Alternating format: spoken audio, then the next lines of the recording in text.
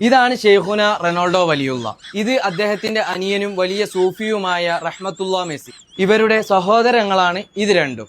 ഒന്ന് ആലിമുൽ അല്ലാമ ഷെയ്ഖ് എംബാപ്പെ, ഒന്ന് ഷെയ്ഖ് നെയ്മറുദ്ദീൻ ഖാദിരി. ഇങ്ങനെയൊക്കെയാണ് വരാൻ പോകുന്ന ഫുട്ബോൾ കാലം എന്നാണ് ഈ മൂന്ന് മഹാന്മാരും ഈ ഒരു മഹദിയും പറഞ്ഞു വെച്ചിട്ടുള്ളത്. ഫുട്ബോളിലൂടെ ഇസ്ലാമികത കടത്തിവിടാൻ ഇപ്പോഴല്ല ഇസ്ലാം ശ്രമിച്ചു തുടങ്ങിയത്.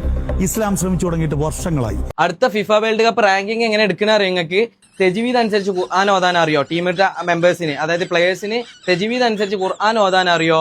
അതേപോലെ അൽഫിം ഫത്തുൽ മൊയ്നും തിരിയോ? അതേപോലെ മുസ്ലിമും ബുഖാരിയൊക്കെ ഓതി പഠിച്ച ഹദീസൊക്കെ തിരിയോ? ഇതൊക്കെ നോക്കിയിട്ടാണ് അടുത്ത ഫിഫ റാങ്കിങ്ങിൽ ടീം എടുക്കാൻ പോണെന്നാണ്.